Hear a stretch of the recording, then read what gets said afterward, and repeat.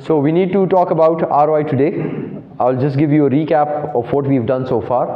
We started with ROI and we said ROI is the return on investment, which means the return which you are getting, that is your income, net operating income, over the investment which you have made into your organization, and these are your operating assets जो आपको ये पैसे कमा के दे रहे हैं. So it would be average operating assets. Then we further said that this is also a product of two things. It is a product of your margin, net operating margin, and asset turnover. इन दो का product भी अगर आप find out करेंगे, it would be exactly the same as ROI, because your margin is your not operating income to sales, कि sales का कितना % आप कमा रहे हैं पैसे, margin ले रहे हैं, and then the asset turnover, which is your average operating assets, कि कितने average operating assets आपको कितना sale करके देने हैं. Then we said that your assets should be the net book value. We need to take the net book value of assets, which means the historical cost minus the accumulated depreciation, and it will be an average of your operating assets, which means opening plus closing divided by 2. फिर हमने कहा अगर तीन चीज़ें change होंगी तो आपका ROI change होगा. So when you increase your sales, your ROI would increase. Reduce expenses, reduce assets, this would increase your ROI. When we talk about reduction of assets, we actually talk about reducing your assets to make them more efficient. ऐसा ना हो कि आप बिल्कुल ख़त्म कर दें assets. Assets नहीं होंगे तो generate नहीं होगा revenue. So you need to have efficient assets. पुराने assets को हटाएं, नए assets रखें जो कि efficient हो और आपको generate करके दें income. Okay. Then we looked at examples. We calculated ROI of this particular organization and it happened to be 15% by both the methods. दोनों methods से हमने किया था, 15% आया.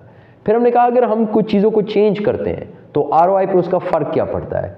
We changed sales to see the effect on ROI and we found out that it has actually increased. ये भी हमने दोनों तरीक़ों से किया था. This is where we need to start from today, right? यहाँ से स्टार्ट करना है आज, यही से स्टार्ट करना है. ओके. सो नाउ अब हम और चीज़ों का इफेक्ट देखेंगे कि ROI पे और चीज़ों का इफेक्ट क्या क्या है. Assume that Regal's manager was able to reduce operating expenses by 10,000. आपके expenses are reduced by 10,000 without affecting sales or operating assets. Sales को भी अफेक्ट नहीं कर रहा ये, आपने एक्सपेंस कम किया लेकिन सेल्स को अफेक्ट नहीं कर रहा, और ऑपरेटिंग एसेट्स को भी अफेक्ट नहीं कर रहा, सिर्फ आपके एक्सपेंसेस कम हुए. तो जब भी आपके एक्सपेंसेस कम होंगे, what effect that would have on your income? Your income would increase. Expense कम हो रहा है ना, सेल्स अफेक्ट नहीं हो रही. Your net operating income we said can be found by subtracting your operating expenses from sales. इसी तरह ऑपरेटिंग एक्सपेंसेस को सेल्स में से माइनस करते हैं आप. ठीक. अब वो आपसे कह रहा है कि ऑपरेटिंग एक्सपेंसेस कम हो गए हैं, तो जब ऑपरेटिंग एक्सपेंसेस कम होंगे तो net operating income is suppose to increase. अच्छा, अब इससे पहले नेट ऑपरेटिंग इनकम आपके पास कितनी थी? नेट ऑपरेटिंग इनकम इससे पहले कितनी थी आपके पास? 30,000. But now your expenses have reduced by 10,000. So that means your net operating income now would increase to 40,000. Got this idea? सही है, क्लियर है. अच्छा, ये भी हो गया.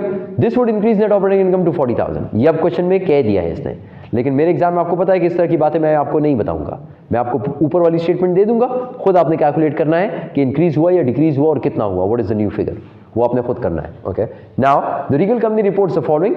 Net operating income is 40,000 which we calculated just now. Average operating assets same, because it said it would remain the same, which is 200,000. Sales, it says once again without affecting sales, so sales remain the same, which is 500,000. And your operating expenses जो आपके हैं वो reduce हुए by 10,000. पुराने operating expenses आपके पास 470 थे, so now they are 460,000. Let's calculate the new ROI. G, what would be your new ROI? ROI is your net operating income, which is net operating income 40,000 divided by average operating assets, which are 200,000. So that means 20%. 20%? पहले कितना था? 15 था. Okay, so that means it has increased. If we use the other formula, वो जो margin वाला है, product वाला, अगर वो इस्तेमाल करें, so the first thing we need to calculate is net operating margin, उसका मार्जिन, नेट ऑपरेटिंग इनकम का मार्जिन. ओके, तो उसका फॉर्मूला था net operating income which is 40,000 divide by sales 500,000. ये क्या आएगा? What is this figure now? 8%. And then you multiply this with the asset का turnover, so that would be sales divided by average operating assets which are 200,000. So 500 divided by 200,000. Ji 20. So 8 total 20. ये what is this figure? 2.5. So 2.5 multiplied by 8% would give you 20%. Clear? Is this in clear class? ये clear है? Okay. So let's move on.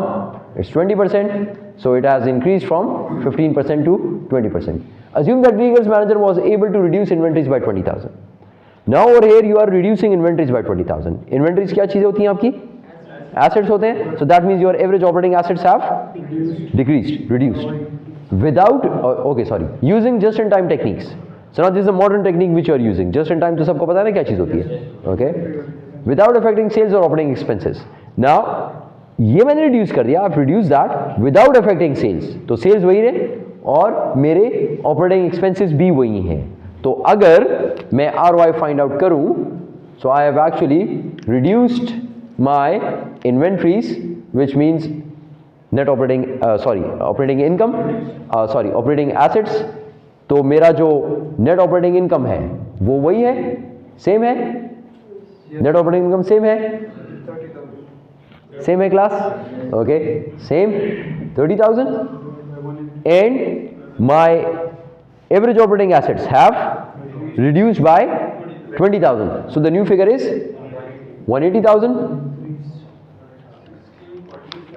So Zaria will need a new marker. Do you have a marker with you?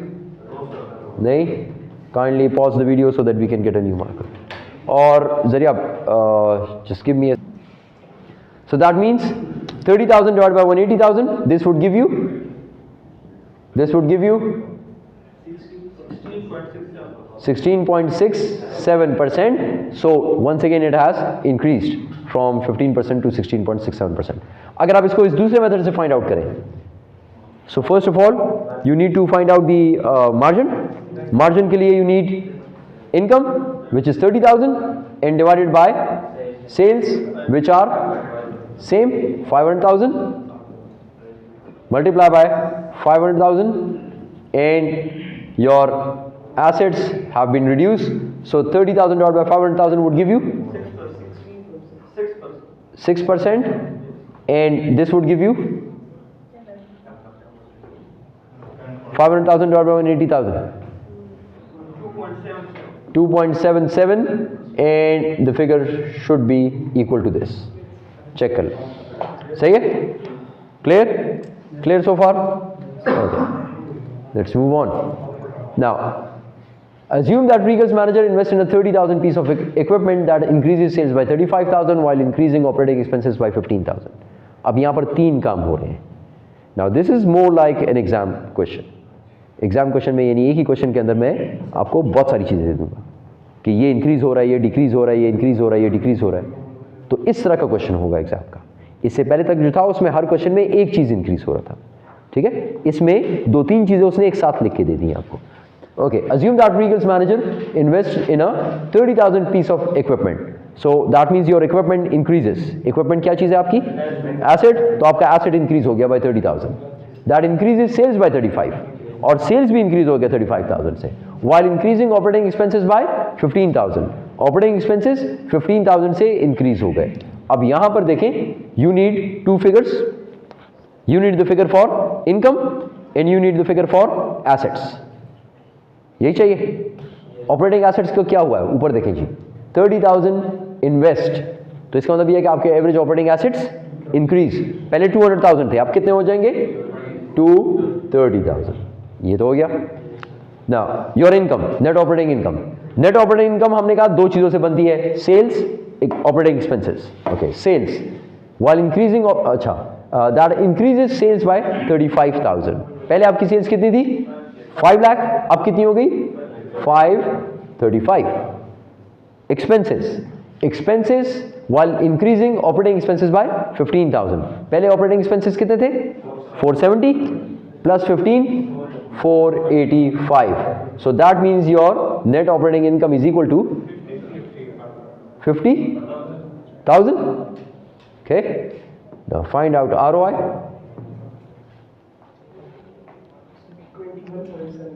21.7%। So in this particular scenario your ROI would increase। इसको दूसरी तरीके से भी करते हैं, फिर मैं आपको एक और बात बताता हूँ। Okay, so now let's do it using the other formula। For this other formula we would first find out the margin। For margin we need the income first।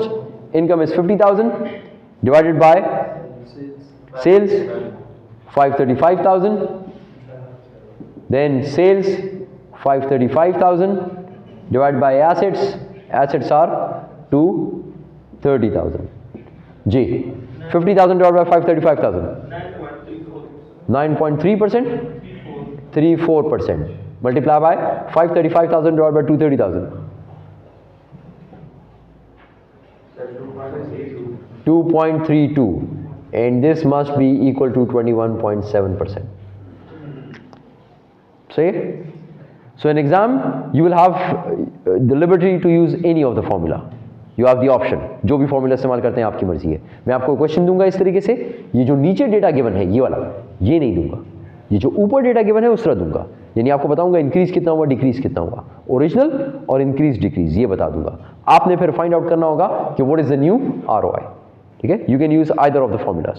I would recommend ये, क्योंकि this is easy. इसमें आपको एक चीज़ याद करनी पड़ेगी, इसमें आपको दो चीज़ें याद करनी पड़ेंगी, बाकी it's totally up to you, whatever you use. Clear class? Clear? Clear है? Okay, now let's come back to this increase decrease again. अब हम कह रहे हैं increase sales, decrease expenses, decrease assets, तो ये क्या इतना आसान है कि आपके इंक्रीज सेल्स और सेल्स इंक्रीज हो जाए, और आप कहें कि डिक्रीज एसेट्स तो एसेट डिक्रीज हो जाए, आपके पास इफेक्टिव एसेट आ जाए, या आप कहें कि reduce expenses and you reduce expenses all of a sudden। So it's not that easy। Saying it is easy but doing it would be difficult। So then how would managers do it? सब managers को पता है कि increase sales करेंगे तो ROI increase होगा, reduce expenses करेंगे ROI increase होगा, reduce operating assets करेंगे ये increase होगा, but how would they do it? So it may not be obvious to managers how to actually do these things। So what would managers need? Managers would need something that is called as a balanced scorecard। उसको एक balanced scorecard चाहिए। ये balanced scorecard somewhere in the course later on हम इसको थोड़ा और detail में भी देख लेंगे। अभी इसको आपको एक आइडिया दे रहा हूँ और एक फेयर आइडिया दे रहा हूँ, अच्छा आइडिया कि आपको याद रहेगा कि ये balanced scorecard क्या है। A balanced scorecard is actually giving you a road map because it is about all those things which happen in an organization। मतलब whatever you want to do, whatever process you want to do, वो आपको detail में बता रहा है कि वो क्या चीज़ें हैं। सेल्स है, सेल्स के बारे में आपको डिटेल में बता रहा होगा, उसके एक एक फैक्टर को बता रहा होगा। So if you are saying you want to increase sales, तो उसके अंदर लिखा होगा कि सेल्स को इंक्रीज, सेल्स किस किस चीज़ों से बना हुआ है। सेगमेंट्स हैं कोई, मेरे कोई कस्टमर्स हैं, ज्योग्राफिकल लोकेशंस कितनी हैं, मेरी ब्रांचेस हैं, मेरी सेल्स एम्प्लॉयज़ कितने हैं, ब्ला ब्ला ब्ला, कुछ बहुत सारी चीज़ें। अब इसको देखकर आप देख सकते हैं कि सेल्स को इंक्रीज करने के लिए इनमें कहाँ पे चेंजेस करनी है। What do I need to change? Do I need to increase my sales force? Do I need to increase my branches और ऑफिसेस या व्हाटएवर ब्रांचेस हैं, आउटलेट्स हैं मेरी, उसको इंक्रीज करूँ? कस्टमर बेस को इंक्रीज करूँ? आई am not targeting a specific area या स्पेसिफिक ग्रुप ऑफ कस्टमर्स। तो ये आपको एक कंप्लीट रोड मैप देगा, can provide managers with a road map that indicates how the company intends to increase ROI। ये सिर्फ मैंने आपको बात की सेल्स की, इसी तरह एक्सपेंसेस का भी, इसी तरह ऑपरेटिंग एसेट्स का भी। तो इसका मतलब ऑर्गेनाइजेशन के अंदर जितने भी प्रोसेसेस हैं, whatever you are doing, right from R&D, से लेकर और आखिरी कस्टमर सपोर्ट तक जितनी भी प्रोसेस है, R&D आप करते हैं, आप प्रोडक्ट को डिज़ाइन करते हैं, फिर उसके बाद आप मैन्युफैक्चरिंग करते हैं, फिर उसके बाद आप लोग डिस्ट्रीब्यूशन करते हैं, फिर उसके बाद आफ्टर सेल सर्विस प्रोवाइड करते हैं, ऑर्गेनाइजेशन सस्टेनिंग एक्टिविटीज़ होती हैं, ये सब के अंदर जो बिजनेस प्रोसेसेस हैं, how do they work and what components are there, and then those components, by changing those components, you will be able to increase sales, reduce cost or expenses, or reduce operating assets. Clear? Balance score card का idea हो गया ये क्या है? इसको detail में अगले chapters में पढ़ेंगे, फिर वहाँ पे आपको और क्लियर हो जाएगा. अभी मैंने आपको आइडिया दे दिया है कि what is the balance score card. Now we talked about ROI. कि ROI से आपको पता चलेगा कि आप कितना रिटर्न कमा रहे हैं on the investment you made in your operating assets. Now ROI has some problems. ये ROI की प्रॉब्लम्स है. ROI का प्रॉब्लम क्या है? In the absence of the balance score card, management may not know how to increase ROI. अगर balance score card नहीं है तो आप नहीं कर सकते. आप कह तो सकते हैं कि increase sales, how you do not know. So you need a balance score card. तो इसका मतलब ROI in itself is a good analysis, is a good tool, लेकिन नहीं है. आपको एक फिगर दे देगा, but in order to manipulate that आपको चाहिए support of balance score card. खुद से ये कुछ नहीं करके देगा. Secondly, there are some cost which are called as committed cost. Do you remember committed cost? Committed, discretionary, fix cost. हमने कहा दो किस्म की होती हैं. Don't remember that from the last course? जिसमें ऑप्शंस नहीं है, कमिट आप कर चुके हैं. फॉर एग्जाम्पल, यू नहीं, संक तो वो है जो हो चुकी है ना, ये हुई नहीं है, लेकिन आप कमिट कर चुके हैं. हाँ, you can back off. For example, मैंने मशीन खरीद ली है, एसेट है. Every year I need to record its depreciation. Commit कर चुके हैं ना आप. ये तो नहीं हो सकता ना कि आप कहेंगे नहीं यार इस साल रिकॉर्ड नहीं करता, कॉस्ट बहुत ज़्यादा हो गई, I need to reduce expenses, let's not record depreciation of assets.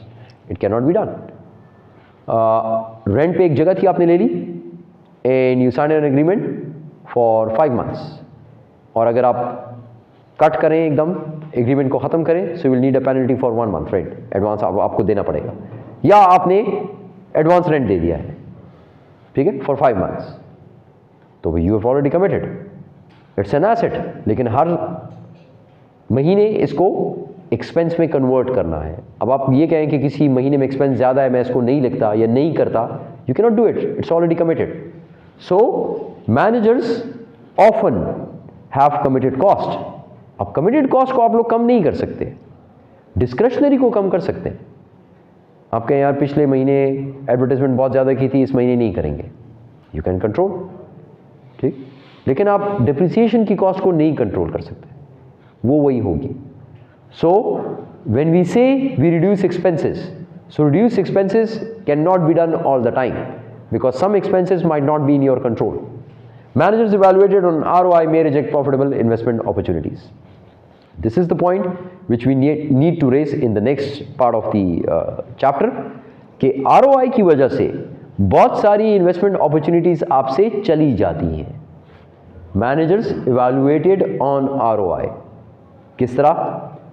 Let's say we have 2 departments, और एक मैं इनको इवैल्यूएट कर रहा हूँ ROI की बेसिस पर कि ये मैनेजर कितना ROI कमा के दे रहा है और ये दूसरा मैनेजर कितना ROI कमा के दे रहा है. अब अगर कोई इन्वेस्टमेंट अपॉर्चुनिटी आती है जिसका return is lower than what you are already earning, जितना ROI आपने अभी इस साल अचीव किया हुआ है या पिछले महीने में किया है, ये उससे कम है, तो आप कहेंगे नहीं ये नहीं करता, ये मैं नहीं करता. आप यही कहेंगे ना, क्योंकि अगर ये करूंगा तो मेरा ROI नीचे हो जाएगा. जब ROI नीचे हो जाएगा, बॉस कहेगा कि क्यों किया है ये, ROI क्यों नीचे हो गया है, तो फिर आपकी प्रमोशन नहीं होगी या आपको इंसेंटिव नहीं मिलेगा, you will not get your incentives. तो फिर मैनेजर्स रिजेक्ट कर देगा उसको, वो कहेगा नहीं it's not a good opportunity. नहीं तो अदरवाइज अगर देखें तो हो सकता है कि वो अच्छी अपॉर्चुनिटी हो, लेकिन वो आपसे चली जाएगी, ऑर्गेनाइजेशन के पॉइंट ऑफ व्यू से आपसे चली जाएगी. So managers should not be evaluated on the basis of ROI, but they should be evaluated on the basis of residual income. Residual income ये एक नया कॉन्सेप्ट है एक टूल ROI था, एक tool is residual income. Now what is residual income? Residue किसे कहते हैं? What is the residue? Left over, जो एंड में रह जाए. ठीक है, okay. So now residual income. Residual income is that part of your net operating income which is left when you calculate your minimum required rate of return. Net operating income अगर आपके minimum required rate of return से ज्यादा हो गई है तो वो जो जितना पोर्शन एक्स्ट्रा है left, that is your residual income. Got this idea? Got this idea? इसका मतलब ये कि residual income, net operating income, और इसमें से माइनस कर देंगे कुछ, और वो जो कुछ माइनस करेंगे वो क्या है? Minimum required rate of return. अगर इसको माइनस कर दूं नेट ऑपरेटिंग इनकम में से, so whatever is left that is your residual income. Got the idea? Got the idea? Okay. So let's look at the formula. Residual income is your net operating income minus average operating assets into minimum required rate of return. यानी जो minimum required rate of return आप चाहते हैं कि कमाएं, ठीक है, आपने एक थ्रेशोल्ड रखा हुआ है कि मिनिमम इतना रिटर्न मुझे चाहिए, वो मैं अपने एसेट से कमाता हूं. वो अगर आपने कमाया हुआ है और उससे ऊपर भी कुछ नेट ऑपरेटिंग इनकम आपका है, तो जो उससे ऊपर एक्स्ट्रा है that is your residual income. Got this idea? Got this idea? इसको भी कैलकुलेशन करेंगे तो और भी क्लियर हो जाएगा. This computation differs from ROI obviously. ROI तो ये था कि कितना इन्वेस्ट किया एसेट्स में और कितना वो एसेट्स मुझे कमा के दे रहे हैं as net operating income. Okay. ROI measures net operating income earned relative to the investment in average operating assets. Assets में कितना इन्वेस्ट किया और वो आपको उसके बदले में कितना नेट ऑपरेटिंग इनकम कमा के दे रहा है. Whereas residual income is your net operating income earned less your minimum required rate of return on operating assets. कि ऑपरेटिंग एसेट्स के ऊपर minimum required rate of return आप कितना कमाना चाह रहे हैं वो माइनस कर दें तो बाकी जितनी आपने एक्स्ट्रा इनकम कमाई हुई है दैट इज योर, हाँ, जो बच गई है that is your residual income. Clear? Clear? Start करें इसके क्वेश्चंस. क्वेश्चन स्टार्ट करें इसके. ओके, लेट्स स्टार्ट जी. The retail division of Zephyr incorporation has average operating assets of 100,000. 100,000 के average operating assets. It is required to earn a return of 20% on these assets. Required to earn a return. So this is your minimum required rate of return. कितना minimum required rate of return? 20% on these assets. In the current period, the division earns 30,000. अभी आपका 30,000 आपका income है. So now your income is 30,000 net operating income. 30,000. You will subtract this minimum required rate of return. This minimum required rate of return is how much? 20%. 20% of what? किस चीज का? 20% of the investment which you have made in your average operating assets, which is 1 lakh. So 1 lakh of 20,000 is 20,000. 30,000 में से इसको हटा दें 10,000. This is your net. This is your residual income. Ji.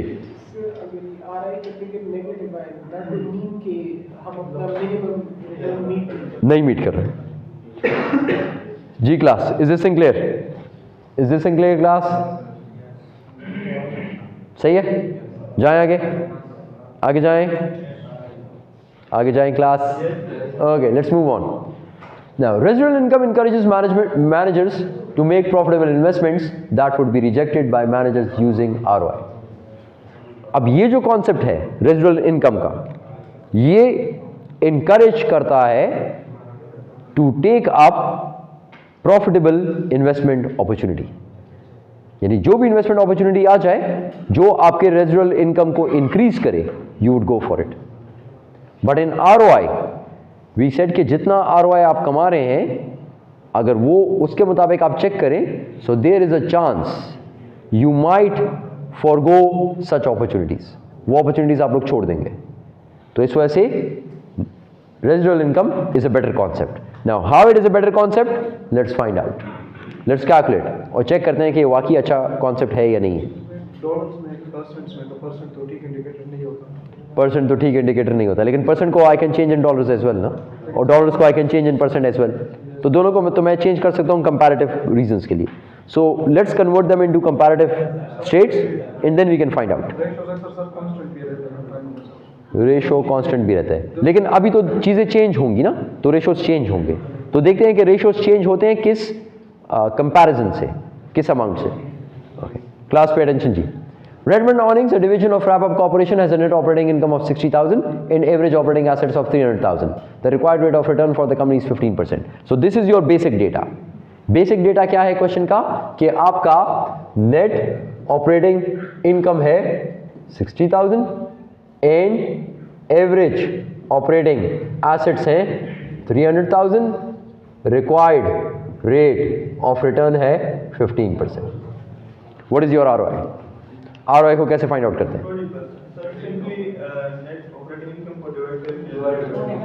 So 60,000 divided by average operating assets of 300,000 would give you 20% is your ROI. Clear?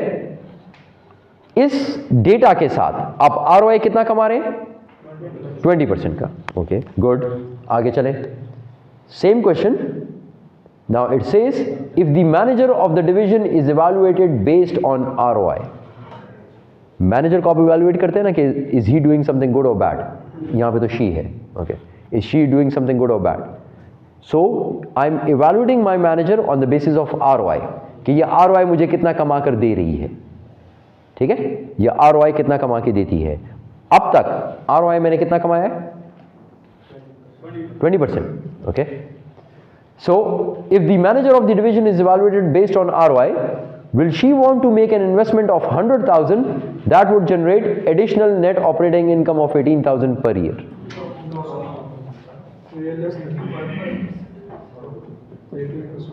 Additional investment कितनी है? 100,000.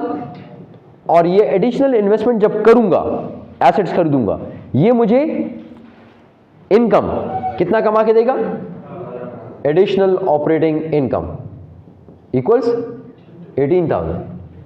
So will she go for it? No. क्यों? 18% इससे पहले तक इसका ROI कितना था? 20%. 20% ROI था. अब अगर ये opportunity में I take this opportunity.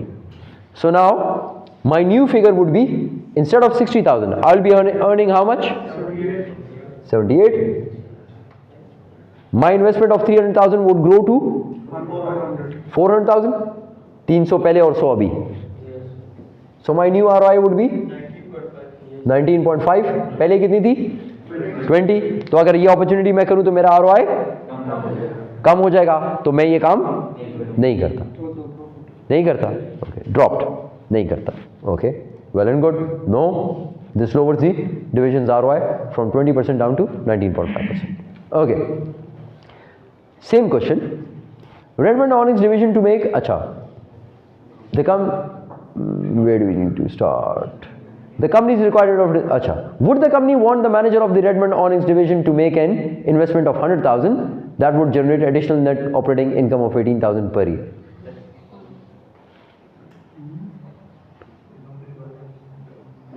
Same question, same data, सब कुछ. Required rate of return हमने पहले से लिखा हुआ है 15%. Now according to this threshold 15% ना, यानी आप जो भी इन्वेस्टमेंट करें 15% कम से कम रिटर्न चाहिए ऑर्गेनाइजेशन को. ऑर्गेनाइजेशन को 15% रिटर्न चाहिए. अब अगर ये अपॉर्चुनिटी, ये 100,000 और 18,000, 100,000 की इन्वेस्टमेंट करूं, इसके ऊपर रिटर्न आए 18,000 का, ये मुझे कितना रिटर्न कमा के देता है? 100,000 would earn how much? 100,000 would earn, sorry,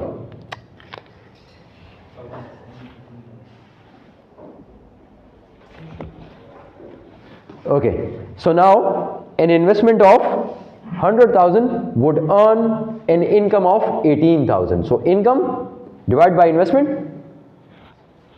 this would earn me 18%. What is my minimum? 15%. So from organization's point of view, this is something good, acceptable, na? Profitable, na? 15%, organisation कहता है कम से कम 15 कमाना है, और ये इन्वेस्टमेंट अपॉर्चुनिटी मुझे 18 कमा के दे रहा है, तो is it a good one? Would you go for it? Yes, you should go for it. जी जी. इसने एडिशनल नेट इनकम किया, तो हम इसको कैलकुलेट अलग से क्यों करें? हम पिछले वाले के साथ ऐड अप क्यों नहीं कर रहे? अच्छा, पिछले वाले के साथ एडअप क्यों नहीं कर रहे? मतलब आंसर सेम आता है, सिर्फ हम मतलब यस ही आता है उससे भी, लेकिन हमने कैलकुलेशन में वो क्यों नहीं यूज किया? सिर्फ डिविजन कैलकुलेशन में वो क्यों नहीं यूज किया? क्योंकि वो कह रहा है कि मुझे एक नई इन्वेस्टमेंट अपॉर्चुनिटी आई है and I want to check this new investment opportunity. I am not saying कि what will be the status of my organization after I have invested in there. It's saying कि is this new project worth it or not? So I'm checking the new project only. So the new project is giving me 18%, whereas my previous projects were giving me 20%. But my organization is saying that there should be a minimum return of 15%. Whatever is above 15% is good.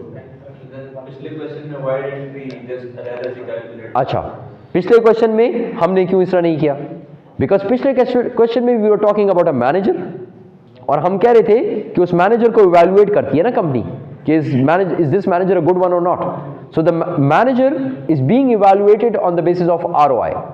उसका पुराना ROI 20 था, और अगर वो ये investment opportunity कर ले तो उसका ROI would drop to 19.5. So that's bad for the manager. But if I look at it from the point of view of the company, it's actually good. क्योंकि कंपनी तो कह रही है कि भाई anything above 15 is good. 15 minimum return है जो मुझे चाहिए. इसके ऊपर जो भी आप कमा रहे हैं या 15 भी आप कमा रहे हैं, that is good enough. At least मैं 15 तो कमा रहा हूँ, ठीक है. So it's actually earning you 18, so that is something good. The company would go for it. लेकिन वो मैनेजर की वैल्यूएशन ROI पे बेस होती है, तो ROI पे बेस होती है तो ROI वुड ड्रॉप. तो ROI वुड ड्रॉप, तो शी वुड से कि नहीं नहीं नहीं ये मत करो, मेरी ROI कम हो जाएगी, मेरा इंसेंटिव कम हो जाएगा. वो क्लियर, सिर्फ ये कैलकुलेशन का ये नहीं था कि उसमें हमने डिफरेंट कैलकुलेशन यूज किया, अलग आंसर दोनों से सेम आता है. हाँ सेम आता है, आप उस तरीके से कर लें, और हाँ ठीक है उस तरीके से कर दें. Okay, no problem. Now same question and now it says the required rate of return for the company is 15%. What is the division's residual income? Now you need to find out the residual income. ठीक है, residual income को find out करें. This is residual income formula. So net operating income is how much? Net operating income is how much? 60,000. 60,000 minus operating assets में कितना invest किया? 300,000. And minimum required rate of return is 15%. 15% of 300,000 is 45,000. 60,000 में से 45 हटा दें, 15,000. 15,000 is your residual income. सही है? Your residual income right now is 15,000. Clear? Clear? Okay. 15,000. So let's move on. Now, if that same manager is being evaluated on the basis of residual income, आप जरा देखें, पहले उसको मैं evaluate कर रहा था ROI की बेस पर, उसने नए प्रोजेक्ट को साथ इंक्लूड किया तो उसका ROI ड्रॉप्ड.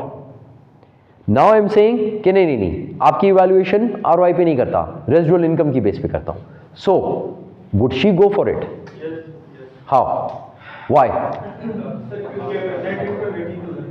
ओके, 60,000 थी पहले नेट इनकम, ठीक है. अब नेट इनकम कितनी हो जाएगी? 60 plus 18 extra. Now it will B 78,000 minus investment कितनी पे चली जाएगी? 300,000 plus 100 which is 400,000. Minimum required rate of return is 15%. सो 15 का 60, 78 minus 60, 18. Now compare.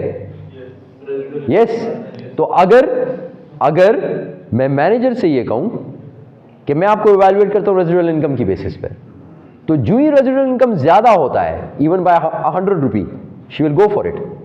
The manager will go for it ना, वो कहेगा बस मेरा तो प्रोफाइल अच्छा हो गया. लेकिन ROI उसका कम हो रहा था. तो अगर ROI की बेस पे आप मैनेजर्स को इवैल्यूएट करते हैं तो चांसेस हैं कि आप लोग बहुत सारे प्रोजेक्ट्स छोड़ देंगे. रेजिडुअल इनकम की बेसिस पे आप इवैल्यूएट करते हैं तो अगर कोई भी प्रोजेक्ट है और वो आपको थोड़ी सी भी रेजिडुअल इनकम में इंक्रीज दे रहा है, the manager would go for it.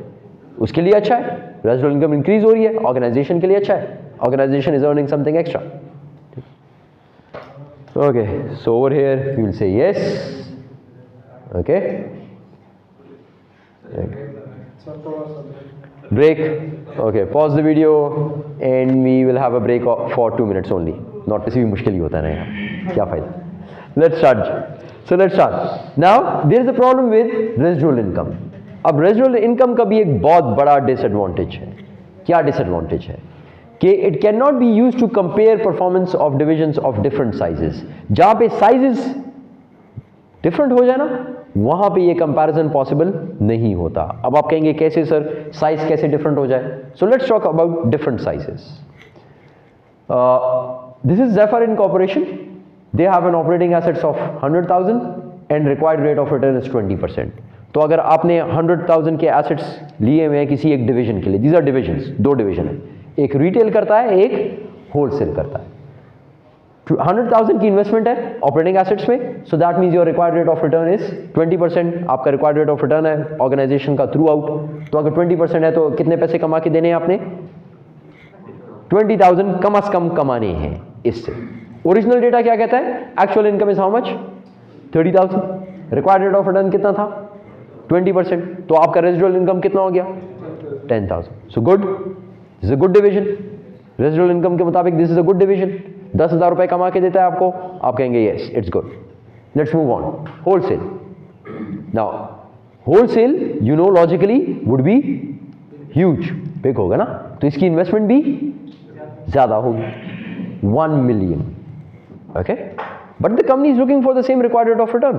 वो कहता है यार जो प्रोजेक्ट करते हैं करें, मुझे 20% मुनाफा चाहिए हर प्रोजेक्ट में से, हर डिवीजन से। सो that means they have invested 1 million over there, so they are expecting a return of 200,000. okay, अब इसका डेटा क्या है? Actual income is how much? 220. okay, 200,000 आप चाह रहे हैं कि आपका रिक्वायर्ड रेट ऑफ रिटर्न हो 200,000, so your residual income is how much? 20,000. which one is good according to residual income? according to residual income 20,000. Wholesale is good, अच्छा है ना होलसेल, ठीक। लेकिन अगर आप थोड़ी देर के लिए सोचें, ये जो 10,000 है इसके लिए आपने कितने पैसे इन्वेस्ट किए थे? 100,000। जरा रिटर्न ऑन इन्वेस्टमेंट इसका फाइंड आउट करें। Return on investment would be, return on investment, you have an investment of 100,000 and this is giving you a return of 10,000, so that means it is 10% ROI। यही आ रहा है? Okay, अब इधर आ जाए। Over here you have an investment of 1 million and it is giving you, it is giving you, sorry, it is giving you,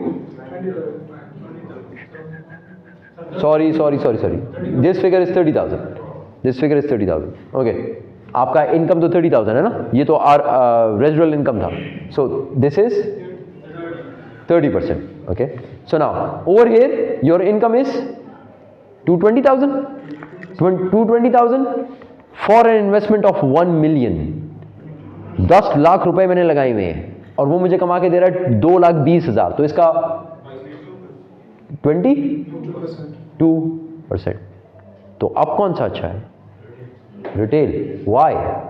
because you have invested a lower amount. वो आपको residual income कम दे रहा है, लेकिन ये भी तो देखें ना इन्वेस्टमेंट कितनी है उसके अंदर। 1 लाख की इन्वेस्टमेंट है, 1 लाख के ऊपर वो आपको 30% कमा के दे रहा है, 30,000 रुपए आपको कमा के देता है। और ये 1 करोड़ के ऊपर, सॉरी 10 लाख के ऊपर, 10 लाख के ऊपर 2,20,000 कमा के दे रहा है, which is 22%. So residual income will not be a good measure when you are comparing different sizes of divisions. ठीक है, वो वैसे तो अच्छा है अगर सेम लेवल हो, लेकिन डिफरेंट हो, so it's not a good measure, then ROI would be a good measure. Clear so far? So this is the last topic from this chapter and it is transfer pricing. Transfer क्या होता है? Okay और ये over here in this chapter we are talking about different over here in this chapter we are talking about what is this chapter about? Segments. So that means you are transferring from one segment to another. So whenever you transfer from one segment to another, what should be the price? Her segment का देखें अलग evaluation होती है, क्योंकि हर segment का manager अलग होता है, उसकी इवैल्यूएशन होती है, उसको उसके मुताबिक इंसेंटिव मिलता है, ठीक? So what should be the price? Transfer की प्राइस क्या होनी चाहिए? कॉस्ट पे। मैं बनाता हूं मार्कर, मेरा दूसरा डिवीजन है, सॉरी मैं बनाता हूं इंक, मेरा दूसरा डिवीजन है वो बनाता है मार्कर, उसको अपने मार्कर के लिए इंक चाहिए, मैं उसको प्रोवाइड करूं, मैं बाहर भी इंक बेचता हूं, मैं इसको भी प्रोवाइड करूं, इसको मुझे कॉस्ट पे दूं, अपनी मार्केट वैल्यू पे दूं, यानी हम दोनों मिलके बैठ के डिसाइड करें यार अच्छा कितने पे लोगे, 2 रुपए किलो, 3 रुपए किलो, व्हाटएवर, मार्केट से कम। यानी अगर मैं मार्केट में बेच रहा हूं 20 रुपए पर लीटर तो इसको मैं 18 पे दूं, बट हु डिसाइड्स दैट? आपस में negotiation. So there are actually 3 ways in which you can decide transfer prices. पहले देखें ट्रांसफर प्राइस है क्या। Transfer price is the price charge when one segment of a company provides goods और service to another segment of the company. एक जगह से दूसरी जगह पे आप ट्रांसफर करते हैं गुड्स और सर्विस को, एक सेगमेंट से दूसरे सेगमेंट, तो जो प्राइस होगी this is called as a transfer price. एक बात याद रखें, whatever the price it should be in the, because the company is one, company एक है, ऐसे ना दोनों मैनेजर आपस में लड़ना शुरू कर दें, क्योंकि इनकी वैल्यूएशन इस पे बेस है, जिसकी वैल्यूएशन अच्छी उसका इंसेंटिव अच्छा ज्यादा, एक को मिल जाएगी गाड़ी ऑल्टो, एक को मिल जाएगी टोयोटा, उसका अच्छा परफॉर्म किया, ठीक है, तो फिर वो दूसरा कहेगा मुझे भी टोयोटा मिलनी चाहिए, और ये वाला उसको कहे कि अच्छा यार मुझे थोड़ी सी इंक दो, तो वो कहेगा मैं तुम्हें 40 रुपए लीटर पे दूंगा। तो इसमें एक्चुअली नुकसान किसका हो रहा है? कंपनी का। So whatever you decide it should be in the best interest of the company. Now what are the ways in which you can decide? 3 ways. Either give it on cost, make it a rule कि एक segment से दूसरे segment जो चीज जाएगी वो cost पे जाएगी, लेकिन उसमें भी फिर एक नुकसान है। मैंने लेट से 100 लीटर्स ऑफ इंक बनाई, 100 का 100 वो ले गया मुझसे और मैंने कॉस्ट पे दे दी, so would this segment make any profit? तो फिर मेरी इवैल्यूएशन होगी तो क्या होगी? 0। Okay, transfer at market price, ये भी कर सकते हैं। ये सेगमेंट अगर मुझसे इंक नहीं खरीदेगा तो ये कहां से लेगा? मार्केट से। मार्केट से कितने का लेता है? जितने की भी लेता है, बस उतनी की मुझसे ले लो, मैं उसे ऑफर दे सकता हूं ना। आप यार बाहर से लेते हैं, मुझसे ले लें तो मेरा भी फायदा हो जाएगा, आपका भी फायदा, आपका तो खैर वैसे भी खरीदना है, मेरा फायदा हो जाएगा, मेरा फिर भी प्रॉफिट हो जाएगा, कुछ ना कुछ प्रॉफिट तो मेरा हो जाएगा ना, नुकसान तो नहीं होगा ना। कॉस्ट पे लोगे तो मेरा नुकसान है। और what we can do? Negotiated, we can sit together, negotiate, कितने पे? अच्छा यार 20 पे नहीं, 25 पे, अच्छा 21 पे, अब बस यार फाइनल हो। Whatever you negotiate, whatever you decide, the two managers need to sit together and decide.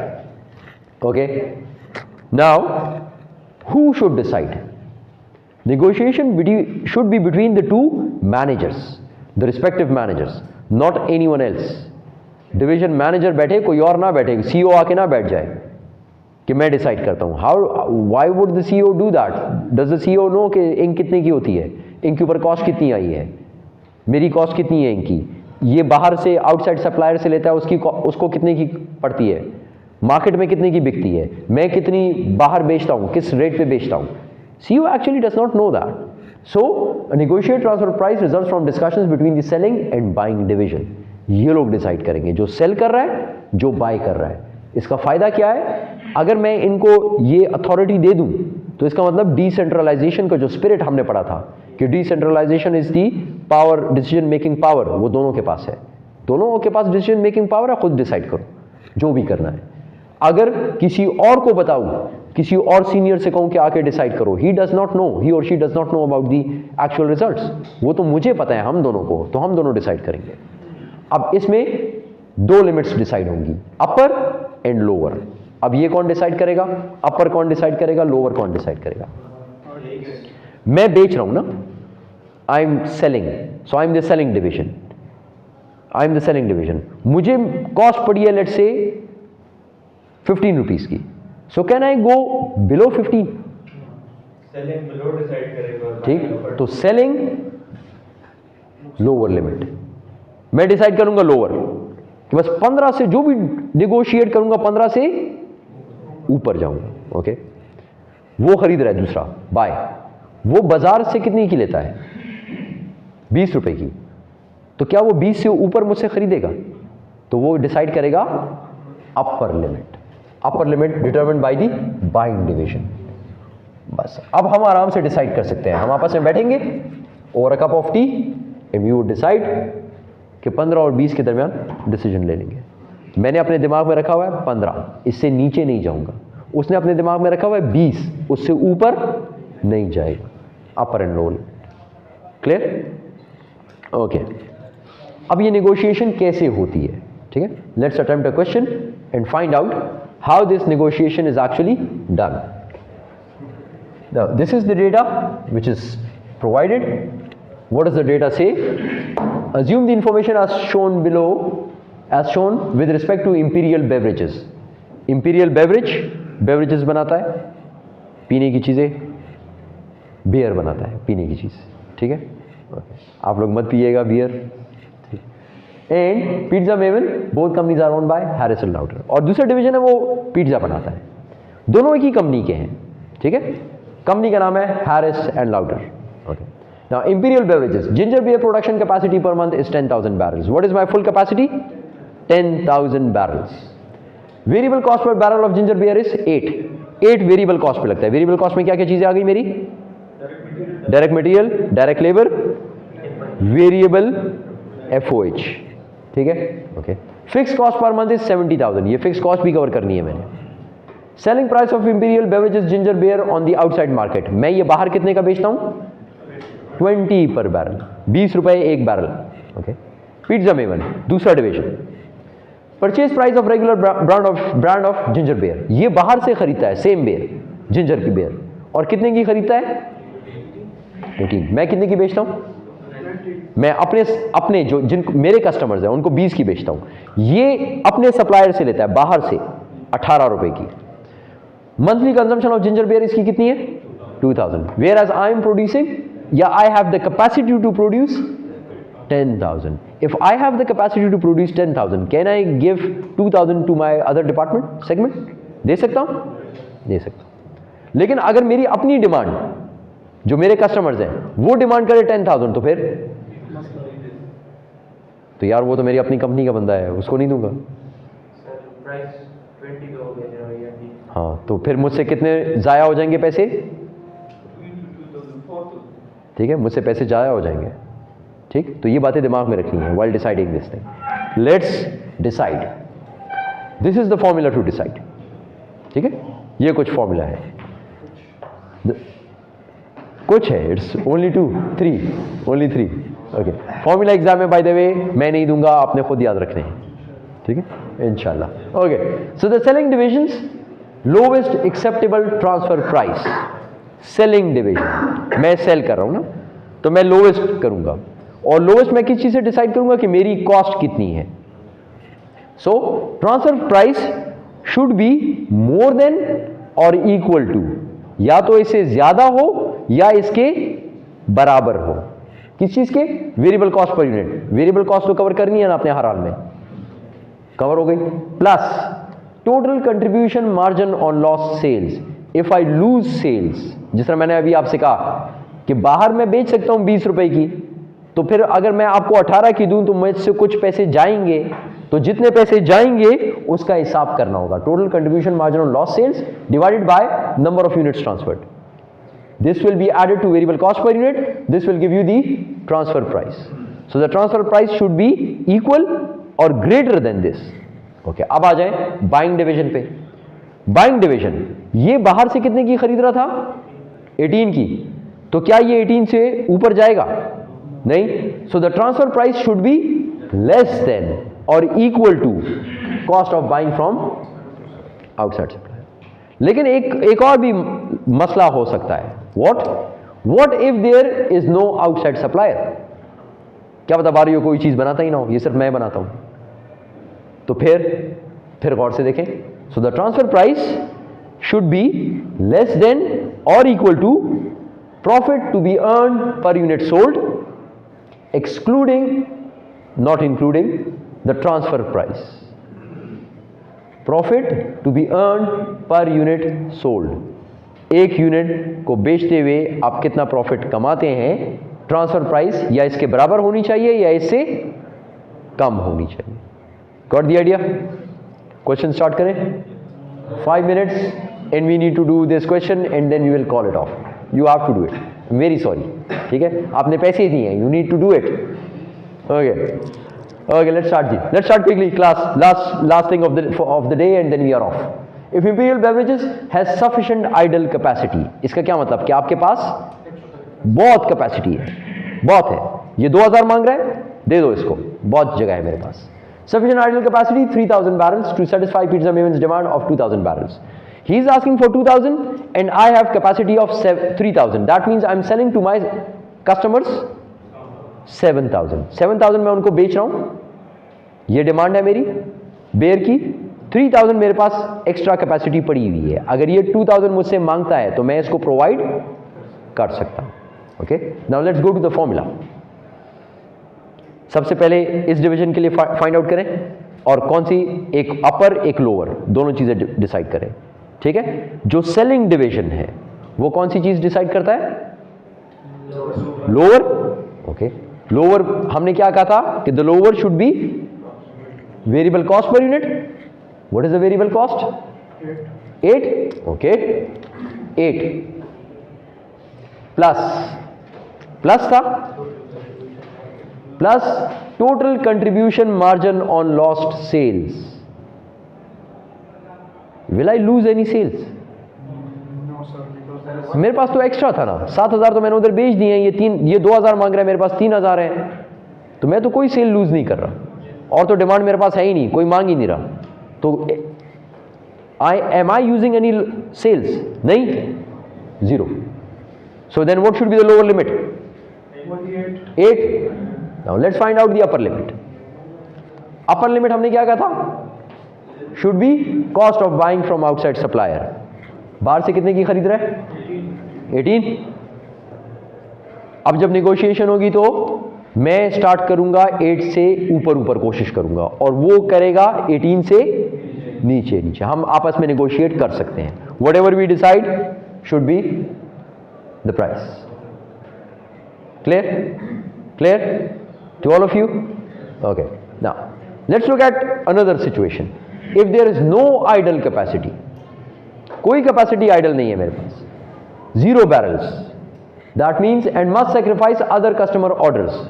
10 के 10,000 मैं अपने कस्टमर्स को दे रहा हूं. अब ये मुझसे 2000 मांग रहा है, तो अगर इसको मैंने 2000 दिए तो यहां पे 2000 क्या हो जाएगा? लॉस्ट हो जाएगा. 2000 लॉस्ट सेल्स आ जाएंगे. तो अब 8 प्लस 24,000. लॉस्ट सेल्स आ जाएंगी. लॉस्ट सेल्स के लिए वो क्या कह रहे हैं? Total contribution margin on lost sales. So CM पे find करना. कंट्रीब्यूशन मार्जिन फाइंड आउट करें. What is contribution margin over here? Equals. Contribution margin कैसे फाइंड आउट करते हैं? सेलिंग प्राइस कितनी है? 20. Selling price is 20. Variable cost कितनी है? 8. कंट्रीब्यूशन मार्जिन पर यूनिट कितना हो गया? 12. लॉस्ट सेल्स कितनी है? लॉस्ट सेल्स कितनी है? 2000. 2000 barrels lost. हाँ, 2000 बैरल लॉस सेल. और एक बैरल पे मैं कितना कमा रहा हूं? 12. So 12 multiply by 2000 divided by number of units transferred. कितने यूनिट्स उसको ट्रांसफर कर रहा हूं? 2000. So now this would be 8 plus 24,000 divide by 2000. So what is 24,000 divide by 2000? 12. So this would be 8 plus 12 equals 20. Lower limit आ गई. Let's find out the upper limit. The upper limit is the, तो ये क्या है? मैं उससे negotiation कर रहा हूं. मैं कह रहा हूं 20 से ऊपर, वो कह रहा है 18 से नीचे. तो क्या हम नेगोशिएट कर सकते हैं? नहीं, वी कैन नॉट नेगोशिएट. हो ही नहीं सकता, इक्वेशन खराब हो गया, नहीं एक रहता है, सॉरी एक रहता है, just 2 more minutes. Okay, so now if imperial beverage has some idle capacity, थोड़ी सी idle capacity है, कितनी idle capacity है? 1000. ये कितने मांग रहा है? 2000. मेरे पास 1000 एक्स्ट्रा पड़ा है, तो मैं अपने कस्टमर से कितने लॉस सेल्स करूंगा? 1000. Okay, so now it will be 8 plus 12 multiply by 1000. 1000 loss sales है, और इसको यूनिट कितने ट्रांसफर करूंगा? 2000. 20. So it will be 8 plus 12,000 divide by 2000, 14. Lower limit, upper limit is 18. Can we negotiate? Yes, between 14 and 18 we can negotiate. So that's it class, end of today's class. You will have to do the questions from this chapter. We are done with this chapter. So inshallah next class, next chapter, and that would be the 3rd chapter which will be included in your exam as well. So in total you will have 3 chapters. Okay? Okay. Thank you class. You can leave. Ali, इसको stop कर दिया.